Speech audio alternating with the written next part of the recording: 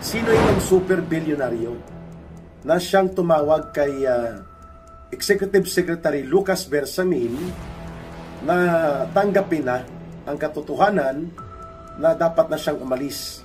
Ito rin po ang itinuturo na financier ni Ping Lacson at ni Tuta Soto nung eleksyon. Letter E and R ang apelyido, ang initials. Tukoy na di umano ang sinasabing napakamakapangyarihang tao sa likod ng pagkatanggal ng mga cabinet officials ng Marcos administration.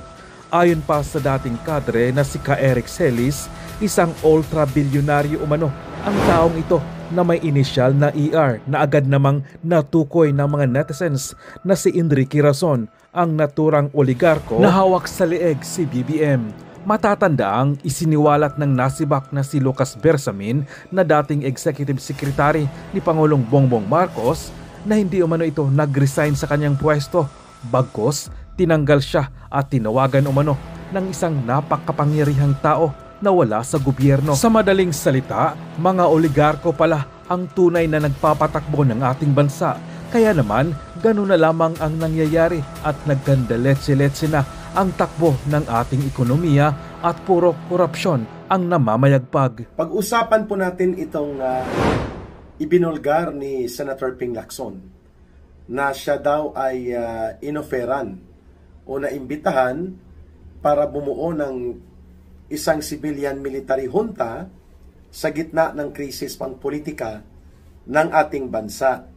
Ibig sabihin po, hindi susundin ang saligang batas but instead ay magbubuo ng isang council of leaders na binubuo ng mga military, representative ng business groups at iba pang mga sektor na wala sa saligang batas at hindi susundin ang constitutional line of succession. Kung totoo po ito, seryoso po yun sapagkat yan po ay isang illegal proposal at paglabag sa saligang batas. Hindi dapat po ibinulgar ito ni Senator Ping Lacson. Hindi po ba? And then pag-usapan din natin, sino itong super bilyonaryo na siyang tumawag kay Executive Secretary Lucas Bersamin na tanggapin na ang katotohanan na dapat na siyang umalis bilang Executive Secretary ni Marcos dahil mayroon nang na-appoint at wag nang bumalik pa bilang Executive Secretary. Ano ang influence nitong taong ito na super bilyonaryo? At ito rin po ang itinuturo na financier ni Ping Lacson at ni Tuta Soto nung eleksyon at mukhang ito ang isa sa power player sa loob ng gobyerno ni Marcos pero nasa labas. Gets po natin? At malaking mga negosyo nito nag-i-involve na mga port terminal services, ano? Letter E and R ang apelyido, ang initials. Ito daw ang tumawag na super bilyonaryo kay Lucas Bersamin upang tanggapin na ang pagbabago sa rigudon ng mga posisyon sa Malacanang. Very powerful daw ito na ang initial ng super bilyonaryong ito ay E at R.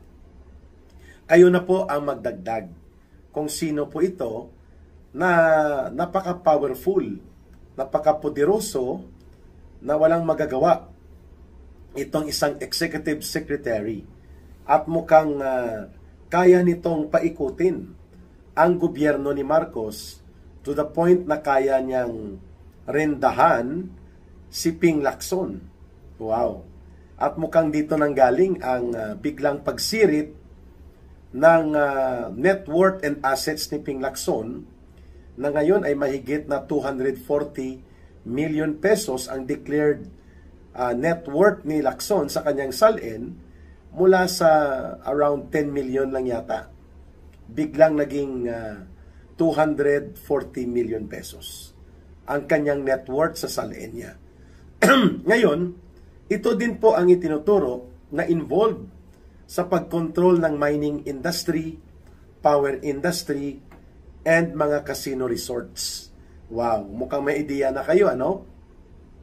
Ito daw ang super bilyonaryo na nasa likod ni Marcos. At bata niya rin ito, si Vince Dizon. Kung kaya, lahat halos ng galaw ni Marcos at ng gobyerno nito at nila Romualdez nakokontrol nitong isang super bilyonaryo na kung sa CPP, NPA, NDA pa ako noon, ang kategorya po niya ay Borgesia Comprador, Bourgeois Comprador class, isang nagaharing uri na kayang kontrolin ang ekonomiya, ang export-import at pati po ang strategic industries at kayang kontrolin pati ang gobyerno. Yon na hindi nila nagagawa noon sa panahon po ni former President Rodrigo Duterte.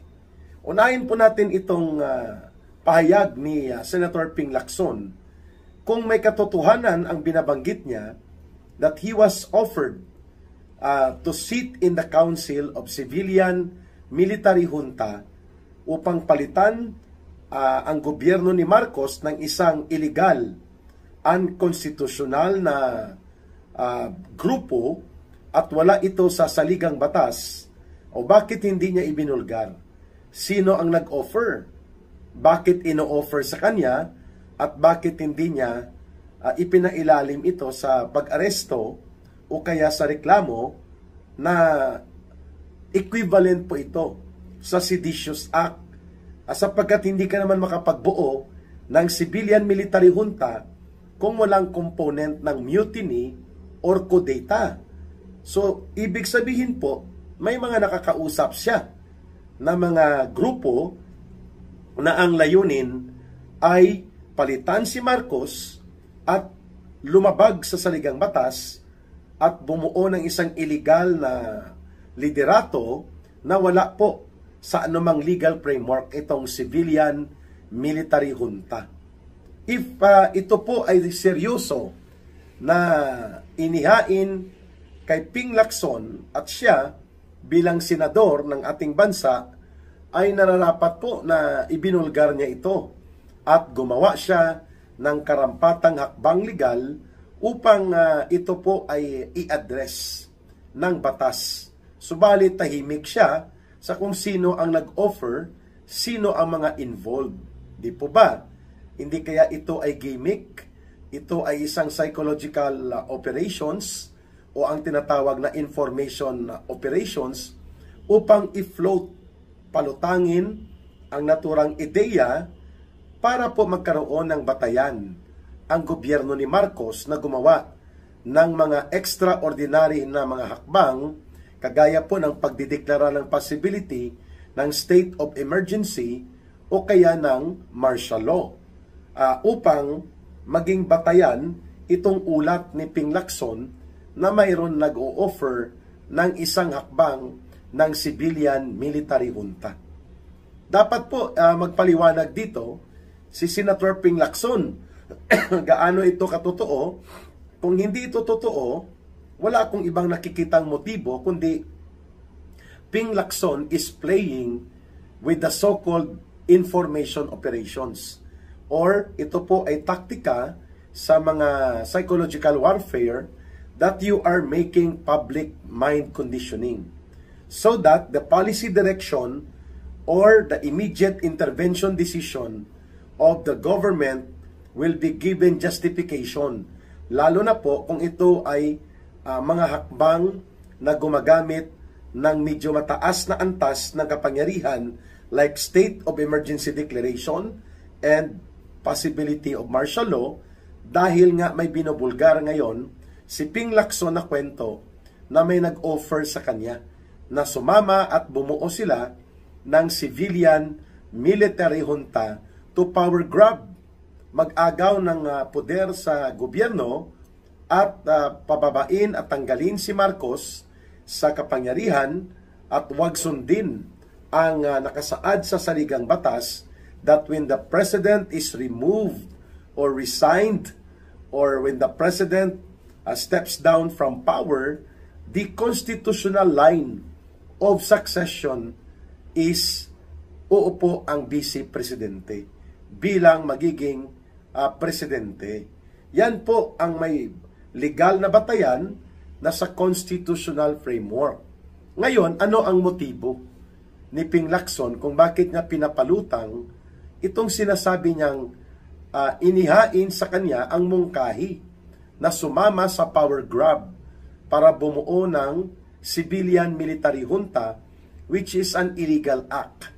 Does Ping Lacson moving towards, or is he moving towards the laying of the grounds, inilalatag ang mga batayan sa posibleng paggamit ni Marcos ng mga extraordinary na kapangyarihan na pwede niyang gamitin bilang presidente, the like of a declaration of a state of emergency sa ating bansa to the point of existing declaration of martial law under his term. Ito ba ang direksyon at motibo kung bakit inilahad ito ni Ping Lacson? Kasi kung totoo ito at hindi pang psychological operations, hindi lang pang information operations for public mind conditioning, edi dapat ibinulgar niya sino-sino, anong mga grupo ang nag-offer sa kanya, at dapat kung kinakailangan ito ay mapaimbestigahan at makasuhan ng nararapat dahil ito ay isang hakbang na unconstitutional, bakit hindi niya ginawa? Yan. Pangalawa, ang civilian military junta po ay kagustuhan ito ng CPP, NPA, NDF na palutangin para magkaroon ng confusion na tinatawag nila Transition Council o tinatawag nilang ad hoc leadership coalition body, transisyon sa panibagong pagbubuo ng gobyerno na wala si Marcos at wala si Vice President Sara Duterte. Formula po yan ng CPP, NPA, NDF Urban Operatives. Walang pinagkaiba po yan sa binabanggit ni Senator Ping Lacson na civilian military junta, which ang kapareho nilang parallel, ang epekto niyan, power grab outside of the Constitution. And so therefore, they are going to deny the constitutional line of succession by denying the Vice President to become the next successor president sakaling umalis at bumaba sa kapangyarihan si Ginoong Marcos. So medyo makikita natin ang gimmick, no?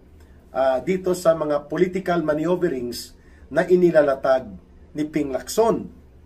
Tumutugma din po ito sa malabo ngunit delikado na proposal ng CPP, NPA, NDF for a consensus coalition body at hindi susundin ang nakasaad sa saligang batas. Magkapareho po ang epekto niyan. Ibig sabihin po, tatapakan at ibabaliwala ang konstitusyon. Kapag nangyari yan, magkakaroon ng kaguluhan. Magkakaroon po ng possibility of massive and continuing civil unrest. At hindi magiging stable ang ating pangpolitikang kalagayan kung ang mga pagkilos ng iba't ibang grupo ay lumalabag at nakalabas sa framework ng constitutional line of succession to the power of the president. Ayun. So ang mayroon pong katungkulan at responsibilidad na magpaliwanag nito si Ping Lacson. Antayin po natin kung ito ba ay pang psychological warfare o totoong inoffer sa kanya at ito ngayon ay gagamitin as a motivational basis para gumawa si Marcos ng hakbang na pwedeng maging mapanupil at mapang-abuso sa malayang karapatan ng mamamayang mapayapang magtitipon upang ipetisyon ang kanyang resignation at upang i-address ang malawakang iskandalo at krimen ng korupsyon at pandarambong. Titingnan natin kung mayroong ipapaliwanag dyan si Senator Ping Lacson. At ang pangalawang punto na bibigyan natin ng pagpapaliwanag, tinatanong ninyo, sino po ang poderoso o powerful individual na kayang tumawag at kayang pasunurin ang Executive Secretary ni Marcos nang sinabi niya na, you are out, don't go back to the government anymore. May bago ng Executive Secretary. Sino ito? mukhang ito din po ang financier o nag-bankroll sa mga kampanya at electoral machinery nila Ping Lacson at nila Tuta Soto. Si super billionaire ER ang tumawag daw allegedly kay Lolo Lucas Bersamin. At lumalabas na itong bureaucrat capitalist and burguesya comprador na personalidad na ito ay kaya niyang paikutin ang gobyerno ni Marcos. Wow! Involved din ba ito sa pagpapadukot kay Pangulong Duterte? Nagtatanong tayo, ano ang power mayroon ito na kaya niyang itulak ang mga desisyon ng gobyerno kahit siya ay wala sa formal na posisyon ng gobyerno? Kaya niya magpatanggal ng mga tao sa gobyerno na may mga matataas na katungkulan at hindi makapalag si Marcos. At isa sa point man niya sa Senado dyan, si Ping Lacson at si Tuta Soto na sila ang nagmaniobra itong si super billionaire ER. Siya din ang itinuturo na nasa likod ng mga maniobrahan at galawan ni Vince Dizon. Dahil nang mawala si Vince Dizon sa BCDA, ito po ay napunta bilang Basis Conversion Development Authority, napunta bilang consultant ni super billionaire ER. At ngayon, ang nasa likod ni Vince Dizon, si ER din. At mukhang ang nagpapagalaw sa sindikato ni Marcos at ni Romualdez upang kamadahin ang mga diskarte sa panggobyerno niya, ekonomiya at mga negosyo sa buong bansa, itong si super billionaire ER. Very powerful mga kababayan, na parang maliit na tuta na sumunod lang si Lucas Bersamin nang tawagan siyang, "You're out already." Oh, wow! Mga port terminal services ang hawak nito at mga malalaking casino resorts at pati ang power industry sa negosyo ng mga kuryente. Wow! May ideya na kayo? Sino itong super billionaire that is a super powerful sa likod ng gobyerno ni Marcos at Romualdez? Kayang-kaya, no, na diktahan ang mga desisyon patungkol sa panggobyerno bagamat wala siya sa loob ng gobyerno. Ito po ang isang hitsura o isang mukha ng oligarkiya. Itong ginagawa ni super billionaire ER. At kaya nga itong linya ni Ping Lacson ng mga civilian military junta, ang tanong, saan galing? Proposal ba yan ni super billionaire ER na boss mo? The real boss of Lacson is not just Marcos. Included sa kanyang pagiging boss, itong si super billionaire ER, mga kababayan. According to reports. Ngayon, sa kanila ba galing ang proposal? Kasi ang unang lumabas na pangalan ay involved din daw si RSA, Ramon S. Ang. No? Pero hindi naman nagpaliwanag si Ramon Ang. He just brushed aside itong balitang ito. Medyo interesting ang development, no? Because nakikita naman po ng lahat even ng simbahan katolika, even ng big business groups, even ng military at ng police, that Marcos now is at the dead end. Nasa dead end na po ang gobyernong ito ni Marcos. Kaya ako, ang posisyon ko, wag nang patagalin ng AFP at PNP. They have to facilitate the peaceful transition of constitutional line of succession within the framework of the Constitution, at pwede naman sila mag-withdraw ng support kay Marcos. They are not violating the law. It has already been done during the time of former President Estrada at hindi po yan idineklara as mutiny or kudeta. Para matapos na po itong pangingialam ng mga oligarko at ng mga makapangyarihang mga burgesya, komprador at burokrata kapitalista kagaya nitong super billionaire ER that he can command the former Executive Secretary of Marcos Jr. to step aside and move out. Wow! At ito rin po ang nagpapagalaw ngayon sa mga diskarte ni Vince Dizon at nila Ping Lacson at Tuta Soto.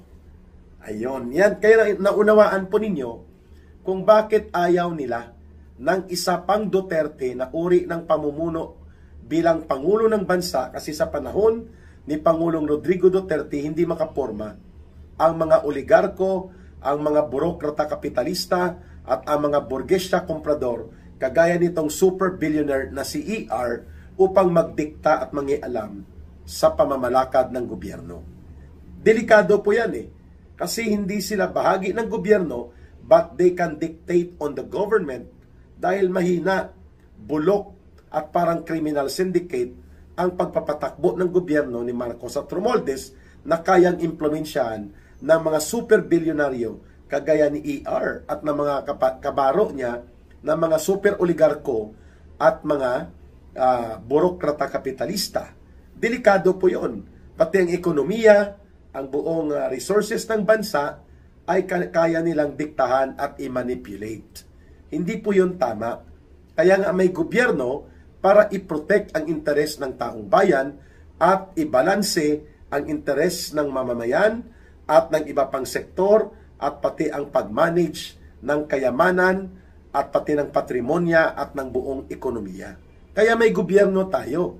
Hindi pwede na dahil sila ay mga oligarko at mga burokrata kapitalista at mga burgesya komprador ay kaya nilang diktahan at paandarin ang gobyerno batay sa kanilang interes pang ekonomiya at na mamanipulate nila ang tamang pamamaraan sa pamumuno. Ang tanong kay Ping Lacson at kay Lolo Lucas Bersamin, iisa lang ba ang tao na nagpapaikot sa inyo? Si super billionaire ER ba ito? Lolo Lucas Bersamin, siya bang tumawag sa iyo? At basta ka na lang sinabihan to step aside, move out, at sa kay Ping Lacson, siya ba ang magiging involved? Si super billionaire ER dito sa bubuuin yung civilian military junta? Aba, things are getting interesting right now. Pero ang malinaw po, ang paninindigan ng mamamayan within the constitutional line of succession at susundan natin ang saligang batas para hindi tayo maging banana republic, hindi tayo mahulog sa civil war at mayroon tayong legal framework habang nananawagan ang mga mamamayang Pilipino sa resignation ni Marcos Jr.